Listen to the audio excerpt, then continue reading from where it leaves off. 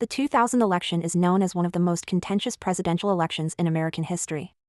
The election was predicted to be a close race between Democratic candidate Al Gore and Republican candidate George W. Bush.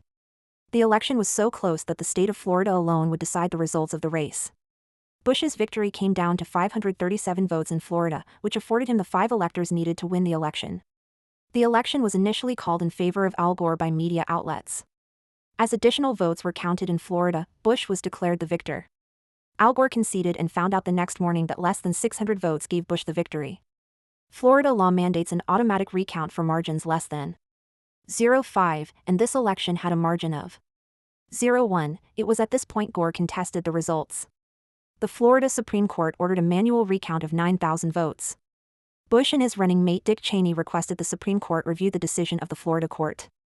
The case Bush versus Gore landed before the Supreme Court in December of 2000. The majority of justices on the Supreme Court found that the manual recount scheme ordered by the Florida Supreme Court was unconstitutional. The decision came primarily on the grounds that the ongoing manual recount violated the Equal Protection Clause of the 14th Amendment. The core issue was the varying standards for counting votes nationwide. In different counties, and even the same counties with different recount teams, varying and even arbitrary standards were used to determine voter intent for ballots where the machine detected no vote. The Supreme Court saw this inconsistent treatment as a disparagement of some citizens' votes compared to others. They additionally decided that no recount method would be fast enough to produce results before the safe harbor deadline where states certify their election results. The Supreme Court decided that the recount, while fair in theory, was unfair in practice. Using this reasoning, the court upheld Bush's win in Florida, affording him the state's 25 electoral votes. With this decision, Bush won the presidential election. In the months and years following Bush's win in Florida, claims of voter suppression came to light. Ahead of the close presidential election, Katherine Harris, Florida's Secretary of State, contracted Database Technologies, DBT, to produce a list of felons that would be purged from voter rolls. This contract was part of Florida's controversial voter roll cleansing effort. The effort to stop ineligible people from voting sounds reasonable for a government to do, but the implementation by the Florida government was deeply flawed.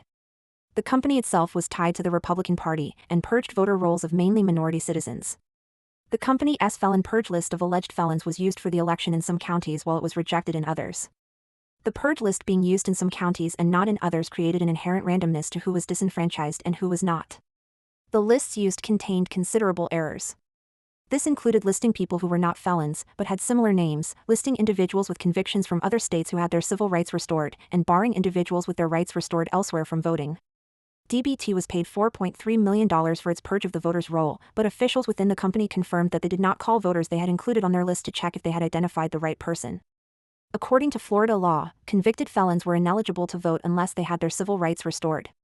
Nonviolent felony convictions can have their right to vote restored when they complete all necessary sentencing and additionally pay all fines, fees, and restitution. Violent felony convictions require an application to the governor and the Board of Executive Clemency. Florida is one of 11 states that do not automatically restore voting rights to individuals with felony convictions.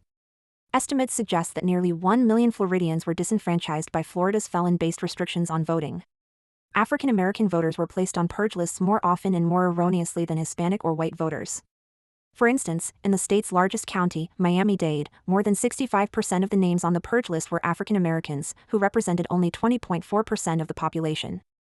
Donise DeSouza was an African American woman registered to vote since 1982 in Miami-Dade County. When she tried to cast her vote at the Richmond Fire Estate in Miami-Dade County, problems arose. She presented identification and was told her name was not on the rolls. She was placed in a problem line to have her registration verified with the supervisor of the elections office. After waiting in an unmoving line, a poll worker announced to the group that if their names were not on the roll they would not be allowed to vote. Ms. DeSouza asked for an absentee ballot, and the poll worker explained there was nothing that could be done. After the fact, Ms. DeSouza learned that her name was actually on the rolls of registered voters as a worker at the elections office showed her the sheet containing her name that she should have been allowed to sign in order to cast her ballot. The election result in Florida that declared Bush the winner was a mere 537 votes. The disenfranchisement of even a small fraction of wrongfully purged voters could have changed the outcome of the election. As a result of this election, many lost trust in electoral fairness, debates of racial injustice grew, and the need for voting reform was highlighted. Later investigations by the U.S. Commission on Civil Rights were critical of the purge as overly broad, error-prone, and racially discriminatory. The commission noted that the purge operated on a guilty until proven innocent basis.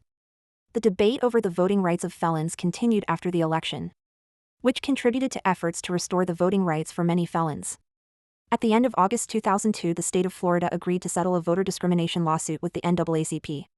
They chose to settle instead, taking on the feat to prove George W. Bush had won all of his voters fairly. Miami-Dade, Broward, Leon, Volusia, and Duval counties settled earlier than the state, opting not to face trial. The mishaps of the 2000 election demonstrate how laws and bureaucratic procedures can, intentionally or non-intentionally, suppress votes specifically for already marginalized groups. The 15th, 19th, 24th, and 26th Amendments all afford various groups of Americans the right to vote. The United States has a long history of betraying the promises of the Constitution and disenfranchising voters. During election cycles, we are told that every vote counts. In Florida, the 2000 election cost thousands of Americans their chance to be heard. The result of those ballots being cast could have changed the outcome of the election and consequently the history of the United States.